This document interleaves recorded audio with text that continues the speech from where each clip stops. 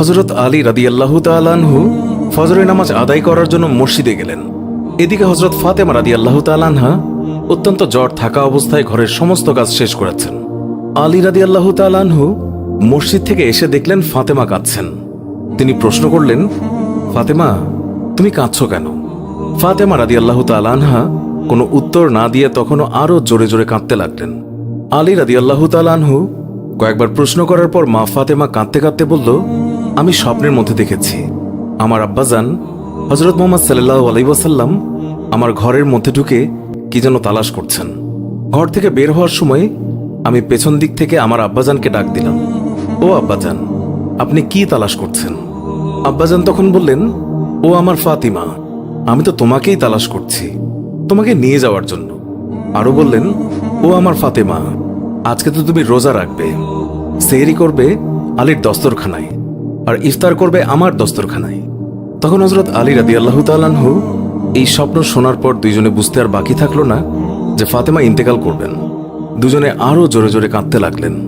এই সময়ের মধ্যে হযরত হাসান এবং হুসাইন রাদিয়াল্লাহু তাআলা আনহু এসে তারা জিজ্ঞাসা করলেন, আব্বাজান, আম্মাজান, আপনারা কেন কান্না করছেন? ফাতেমা রাদিয়াল্লাহু তাআলা আনহুর একটি অভ্যাস ছিল, যখন হাসান হুসাইন তাকে কোনো কাজে বিরক্ত করতেন তখন দুইজনকে নানাজানের কবরের কাছে যেতে বলতেন। আজকেও ফাতেমা বললেন, তোমরা দুই ভাই নানার কবরের কাছে যাও। কবরের নিকট যাওয়ার সাথে সাথে কবর থেকে আওয়াজ আসলো, ও আমার আদরের নাতিরা, এই মুহূর্তে তোমরা আমার কাছে কেন এসেছ? আমার কাছে তো সব সময় আসতে পারবে। এখন যাও, গিয়ে মায়ের চেহারার দিকে তাকিয়ে থাকো। আজকের পর তোমাদের আম্মাজানকে আর দেখতে পাবে না। এই কথা শোনার পর দুই ভাই কাঁদছেন এবং দৌড়াতে দৌড়াতে আম্মাজানের কাছে চলে গেল। গিয়ে আম্মাজানকে জিজ্ঞাসা করলেন, তোমরা দুইজন কেন কাঁদছ? বুঝেছি, নানাজান আমাদেরকে বলে দিয়েছেন যে আজকের দিনটি তোমার জন্য শেষ দিন। নানাজান তোমার চেহারার দিকে তাকিয়ে থাকার জন্য আমাদেরকে বলেছেন। বিকেলের দিকে হযরত ফাতেমা রাদিয়াল্লাহু তাআলা আনহা তার শরীর খারাপ হলো, তাকে বিছানায় শোয়ানো হলো। মা ফাতেমার মৃত্যুর পূর্বক্ষণে হযরত আলী রাদিয়াল্লাহু তাআলা আনহু তাকে তিনটি কথা বলেছেন। ও আলী, আমার প্রথম কথা হচ্ছে, যেদিন থেকে আমি আপনার ঘরে এসেছি ওই দিন থেকে আজ পর্যন্ত আমি আপনাকে অনেক কষ্ট দিয়েছি। আপনি যদি আমাকে ক্ষমা না করেন তাহলে আমার কারণে আব্বাজান অনেক লজ্জিত হবেন। বলেন, আপনি আমাকে ক্ষমা করলেন কিনা? আলী রাদিয়াল্লাহু তাআলা আনহু তিনি তখন উত্তরে বললেন, ইয়া ফাতেমা, তুমি কি বলছো এগুলো? আমি তোমার যোগ্য ছিলাম না। তোমার আব্বাজান দয়া করে মেহেরবানি করে তোমার হাত আমাকে দিয়েছেন।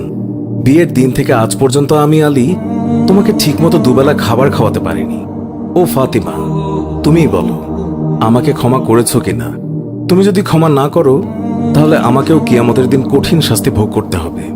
ও আলী, আপনার সাথে আমার দ্বিতীয় কথা হলো, আমি মারা যাওয়ার পর আপনি বিয়ে করে নেবেন দুনিয়ার যে কোনো মহিলাকে আপনার পছন্দ মতো।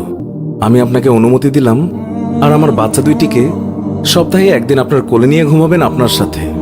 আমার তৃতীয় কথা হলো, হাসান হুসাইন যখন বড় হবে তখন তাদের দুই ভাইকে আল্লাহর রাস্তায় সোপর্দ করে দেবেন এবং আমাকে রাতের বেলায় দাফন করবেন। হযরত আলী রাদিয়াল্লাহু তাআলা আনহু বললেন, তুমি নবীর মেয়ে, আমি সবখানে খবর দিয়ে তোমায় দাফন করব, এতে সমস্যা কি? হযরত ফাতেমা রাদিয়াল্লাহু তাআলা আনহা তিনি এর উত্তরে বললেন, আমার কাফনের উপর দিয়ে সবাই অনুমান করবে নবীর মেয়ে কতটুকু লম্বা ছিল, কতটুকু স্বাস্থ্যবান ছিল, এতে আমার পর্দা ভঙ্গ হবে। মা ফাতেমার মৃত্যুর পর তার লাশের খাটিয়া বহন করার মানুষ মাত্র 3 জন ছিলেন, হযরত আলী রাদিয়াল্লাহু তাআলা আনহু এবং ছোট হাসান এবং হুসাইন রাদিয়াল্লাহু তাআলা আনহু। হযরত আলী ভাবছেন যে লাশের খাটিয়া বহন করার আরও একজনের প্রয়োজন হবে, তাহলে 4 কোণায় 4 জন কাঁধে নিতে পারবেন। এমন সময় হযরত আবু যর গিফারী রাদিয়াল্লাহু তাআলা আনহু তিনি হঠাৎ করেই উপস্থিত হলেন এবং খাটিয়ার কোণা বহন করলেন। হযরত আলী প্রশ্ন করলেন, হে আবু যর, আমি তো কাউকেই বলিনি, তাহলে আপনি জানলেন কিভাবে? তখন হযরত আবু যর গিফারী রাদিয়াল্লাহু তাআলা আনহু বললেন, আমি আল্লাহর রাসূল সাল্লাল্লাহু আলাইহি ওয়াসাল্লামকে স্বপ্নে দেখেছি। তিনি বললেন, হে আবু যর, আমার ফাতেমার লাশ বহন করার জন্য লোকের অভাব, তুমি তাড়াতাড়ি চলে যাও। ও আলী, আমাকে তো হুজুর সাল্লাল্লাহু আলাইহি ওয়াসাল্লাম আসতে বলেছেন, তাই আমি এসেছি। তোমরা তো আমাকে বলনি।